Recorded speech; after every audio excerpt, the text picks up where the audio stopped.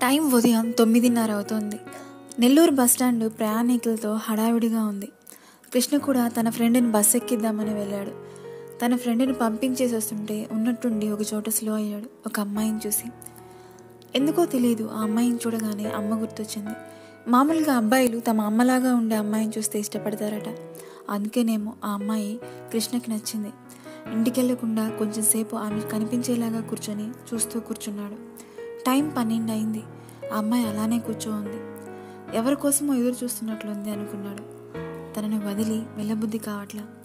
కనీసం ఒకసారి పలకరించి వెళ్ళిపోదామని ఆమె దగ్గరికి వెళ్ళి ధైర్యం చేసి హలో అన్నాడు. ఆ అమ్మాయి తల పైకెత్తి కృష్ణ వైపు చూసింది. తెల్లటి మొహం చాలాసేపు నుంచి ఏడడం వల్లేమో ఎర్రగా కందిపోయింది. కళ్ళు వాచున్నాయి. ఎక్కడికి వెళ్ళాలా మీరు? చాలాసేపు నుంచి చూస్తున్నా మిమ్మల్ని, అలాగే కూర్చో ఉన్నారు. ఎవరికోసమైనా వెయిట్ చేస్తున్నారా అని అడిగాడు. ఆమె దగ్గర నుంచి సమాధానం లేదు, కళ్ళలో నీళ్లు తప్ప. ఏం చేయాలో తెలియక పక్కనే కూర్చొని నిదానంగా అడిగాడు. ఏమైందండి, ఎక్కడికి వెళ్ళాలి అని. సమాధానం రావట్లా. ఆమె కళ్ళలో తెలియని వ్యక్తితో ఏం మాట్లాడాలి, తన గురించి ఏం చెప్పాలి, ఎలా చెప్పాలి అనే భయం ఉంది.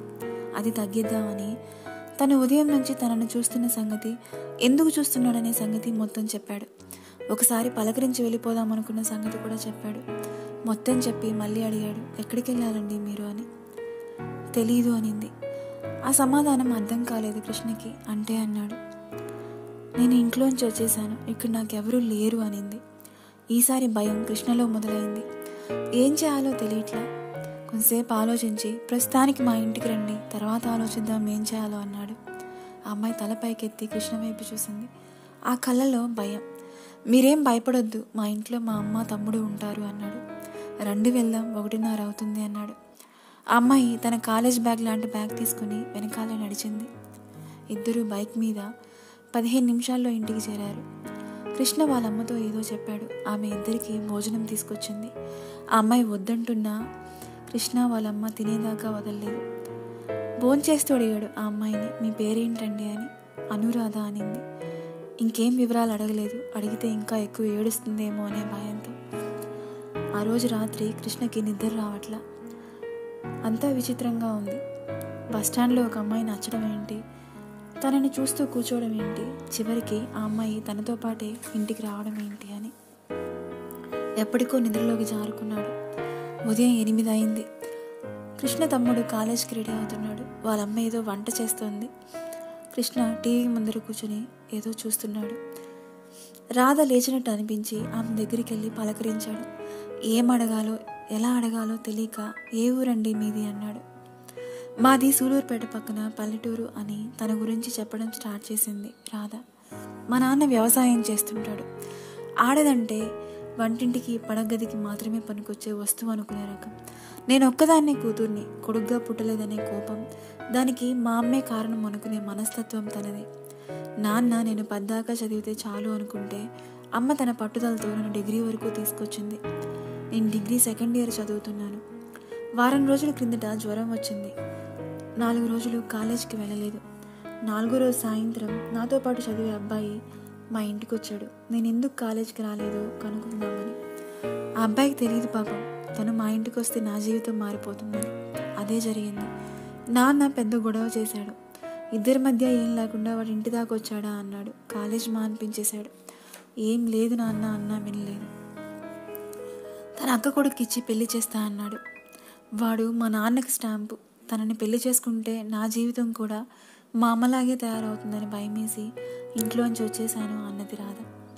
ఇదంతా కృష్ణతో పాటు వాళ్ళ అమ్మ కూడా వింటూనే ఉంది.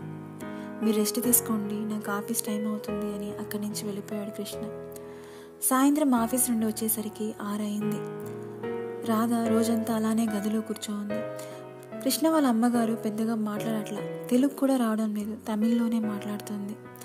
కృష్ణ రాధ దగ్గరికి వెళ్ళాడు. ఇలానే రూమ్లో కూర్చోంటే మైండ్ పనిచేయదు, బయట వరండాలో కూర్చుందాం రండి అని పిలిచాడు. లేచి వెళ్ళింది. మొహం చూసి కళ్ళు ఎర్రగా ఉంటే ఈరోజు కూడా బాగా ఏడ్చినట్టుంది అని అనుకున్నాడు. ఏం మాట్లాడాలో తెలియక ఏం చేయాలనుకుంటున్నారో అని అడిగాడు. ఏదైనా లేడీస్ హాస్టల్లో చేరుతాను, ముందు ఏదైనా ఉద్యోగం దొరికితే దాని తర్వాత చదువు గురించి ఆలోచించాలి అనింది.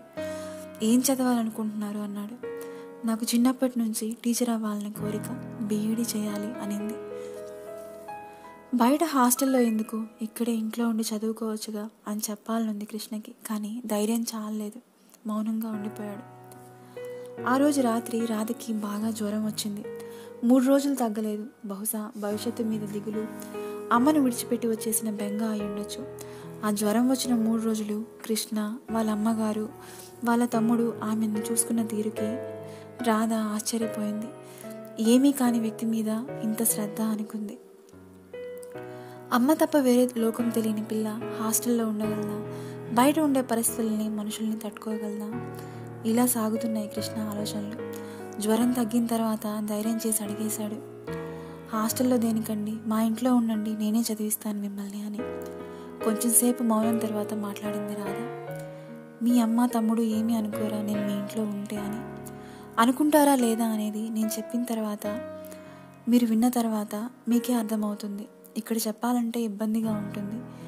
అమ్మ తమ్ముడు ఇక్కడే ఉన్నారు, మేడ మీదకి వెళ్దాం రండి అన్నాడు. సరే అని కృష్ణ వెనకాలే అడుగులేసింది రాధ. మేడ మీదకి వెళ్తే అది మిద్దిలాగా లేదు, చిన్న సైజు నర్సరీలాగా ఉంది. రకరకాల మొక్కలు, ఆ చెట్ల నుండి వచ్చే వాసనతో అదొక రకమైన సుగంధభరితంగా ఉంది వాతావరణం.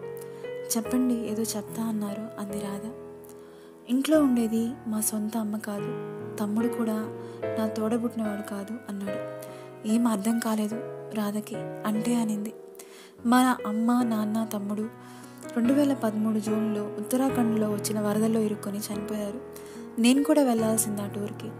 మా తమ్ముడికి, అంటే ఇప్పుడు ఇంట్లో ఉండే తమ్ముడికి ఆరోగ్యం బాగాలేకపోతే ఆగిపోయాను వాడి కోసం. లేకపోతే మేమిద్దరం కూడా వెళ్లాల్సింది ఆ రోజు. అమ్మ నాన్న తమ్ముడు వరదల్లో ఇరుక్కునే విషయం తెలిసి అక్కడికి వెళ్ళాను.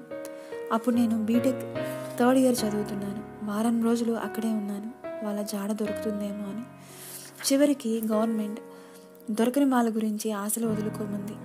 ఆ వారం రోజులు అక్కడ ఉన్నప్పుడు ఈ అమ్మ కూడా తన భర్తని కూతుర్ని పోగొట్టుకుని తన వాళ్ళ కోసం ఎదురు చూస్తుంది. తనకు కనీసం తిరిగి తమ ఇంటికి ఎలా వెళ్ళాలో కూడా తెలియదు. తమిళ్ తప్ప వేరే భాష రాదు. ఇంకా నా వాళ్ళ మీద ఆశ వదులుకొని ఇంటికి వస్తున్నప్పుడు ఆ అమ్మను అలా దిక్కులేని దానిలాగా చూడలేక నేను కూడా అందరినీ పోగొట్టుకున్నాను. నాకు అమ్మగా మా ఇంటికి రా అమ్మ అని పిలిచాను. ఆవిడ అలా నాకు అమ్మ అయింది అన్నాడు. మరి మీ తమ్ముడు అభి ఎవరు అనింది. మా పక్కింటి అబ్బాయి. నేను వరదల్లో అందరినీ పోగొట్టుకుంటే వాడు రోడ్ యాక్సిడెంట్లో వాళ్ళ అమ్మని నాన్నని పోగొట్టుకున్నాడు.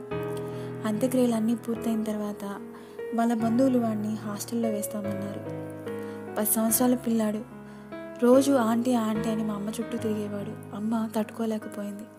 మా ఇంట్లో ఉంచుకుంటాను వాడిని, నా కొడుకులాగే చూసుకుంటాను అనింది. వాడు కూడా ఉంటాననేసరికి వాళ్ళ బంధువులు మాట్లాడకుండా వెళ్ళిపోయారు. ఆ రోజు అమ్మకు కూడా తెలియదు ఆమె చూపించిన ఆదయ భవిష్యత్తులో తన కొడుకు ప్రాణాన్ని కాపాడబోతోందని. ఆ రోజు అభికి హెల్త్ బాగుంటే మేమిద్దరం కూడా వెళ్ళేవాళ్ళం టూర్కి. ఏం జరిగేదో చెప్పలేంగా. అలా అమ్మ ప్రాణాన్ని ఇచ్చింది, నాన్న తన ఉద్యోగాన్ని ఇచ్చాడు అని చెప్పడం ఆపేశాడు. ఇదంతా ఏదో సినిమా కథలా అనిపించింది రాధకి. ముగ్గురు ఒకరికొకరు ఏమీ కారు, కానీ ముగ్గురి మధ్య అమ్మ కొడుకు తమ్ముడు అనే బంధం ఉంది, అంతులేని అనురాగం ఉంది. అంతా విన్న తర్వాత కృష్ణ మీద గౌరవం పెరిగింది రాధకి. వాళ్ళతో పాటు ఉండడానికి ఒప్పుకుంది. కాలం చాలా స్పీడ్గా జరిగిపోతుంది. రాధ డిగ్రీ పూర్తి చేసుకుని బీఈడీ కూడా పూర్తి చేసి దగ్గరలో ఉన్న స్కూల్లో టీచర్గా జాయిన్ అయింది. తను ఇష్టపడిన ఉద్యోగం కావడంతో చాలా ఆనందంగా ఉంది. ఒకరోజు సాయంత్రం రాధ మిద్దె మీద చెట్లకు నీళ్లు పోస్తోంది. కృష్ణ కూడా వెళ్ళాడు. అమ్మ పెళ్లి విషయం గురించి అడగమంది రాధని. తను వచ్చిన ఇన్ని సంవత్సరాల్లో ఇద్దరి మధ్య చనువు పెరిగింది, కానీ పెళ్లి గురించి ప్రస్తావన రాలేదు. ఈరోజు అడగాలి అనుకుంటూ మేడ మీదకి వెళ్ళాడు. రాధా, మీ అమ్మతో మాట్లాడావా, నీ ఉద్యోగం గురించి చెప్పావా అన్నాడు. చెప్పాను, చాలా సంతోషపడింది అనింది రాధ. అమ్మ మనిద్దరి పెళ్లి గురించి అడుగుతుంది. నన్ను పెళ్లి చేసుకోవడం నీకు ఇష్టమేనా అని అడిగాడు. నాకు ఇష్టం లేదు అనిపించేలా ఏ రోజైనా ఉన్నానా అనింది రాధ. అలా అని కాదు, కానీ అడగడం నా బాధ్యత కదా అన్నాడు. నా బాధ్యత తీసుకొని చాలా సంవత్సరాలు అవుతోంది మీరు అనింది. తన మాటల్లో కృష్ణ అంటే ఇష్టం ఉంది అని తెలుస్తుంటుంది. నువ్వెప్పుడు అనుకోలేదా నా పెళ్ళి అలా జరగాలి ఇలా జరగాలి అని అడిగాడు. లేదు, పెళ్లి గురించి కలలు కనేలా పెరగలేదు నేను. అమ్మా నాన్న ఇద్దరి మధ్య ఉన్న బంధం వల్లేమో పెళ్లి చేసుకోకూడదు అనుకున్నానే కానీ ఇలా చేసుకోవాలి అని ఎప్పుడు అనుకోలేదు అనింది రాధ. ఇప్పుడు అనుకో, మన పెళ్ళి ఎలా జరగాలో చెప్పు, అలానే జరుగుతుంది అన్నాడు. తను ఆడంబరంగా ఆలోచించదు అని కృష్ణకు తెలుసు, కానీ తను కోరుకున్న విధంగా మాత్రం వాళ్ళిద్దరి పెళ్లి జరగాలి అని గట్టిగా అనుకున్నాడు. కానీ ఆమె అడిగిన దానికి కృష్ణకి మాటలు రాలేదు. మనం అనాథాశ్రమంలో పెళ్లి చేసుకుందాం, ఆ పిల్లల మధ్య వాళ్ళింట్లో పెళ్లిలాగా, ఆ పిల్లలు సంతోషంగా ఫీల్ అయ్యే విధంగా, వాళ్ళు లైఫ్ లాంగ్ గుర్తుంచుకునేలాగా చేసుకుందాం.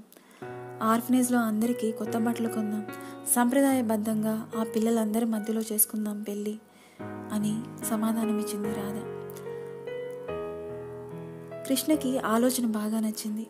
తాను నెల నెలా వెళ్ళి అనాథాశ్రమంకి వెళ్ళి చెప్పాడు, ఈ విధంగా పెళ్లి చేసుకోవాలనుంది అని. ఇప్పటిదాకా ఆర్ఫనేజ్లో బర్త్డేలు, చిన్న చిన్న ఫంక్షన్లు చేసుకోవడం చూసాం, కానీ పెళ్లి చేసుకోవడం చూడలేదు సార్. అప్పుడప్పుడు వస్తూ పిల్లల్ని అంతగా అభిమానించే మీరు ఇక్కడ పెళ్లి చేసుకుంటామంటే అంతకు మించి ఏం కావాలండి? అది కూడా మా ఇంట్లో పెళ్లిలా అంటున్నారు. పిల్లలు చాలా హ్యాపీగా ఫీల్ అవుతారు సార్ అన్నాడు ఆ ఆర్ఫనేజ్ నిర్వాహకుడు. పెళ్లి డేట్ ఫిక్స్ అయింది. అందరికీ పెళ్లి బట్టలు కొన్నారు, ఇంట్లో వాళ్ళకి, ఆర్ఫనేజ్లోని పిల్లలకు కూడా. ఆర్ఫనేజ్లోని పిల్లలు, వాళ్ళ ఫ్రెండ్స్, కృష్ణ కోలీగ్స్, అతి ముఖ్యమైన బంధువులందరి మధ్యలో కృష్ణ రాధ వివాహం నిరాడంబరంగా జరిగిపోయింది. ఎటువంటి కల్మషం లేని లేత మనసుల మధ్య రెండు కల్మషం లేని మనసులు పెళ్లి అనే బంధంతో కొత్త జీవితానికి శ్రీకారం చుట్టాయి.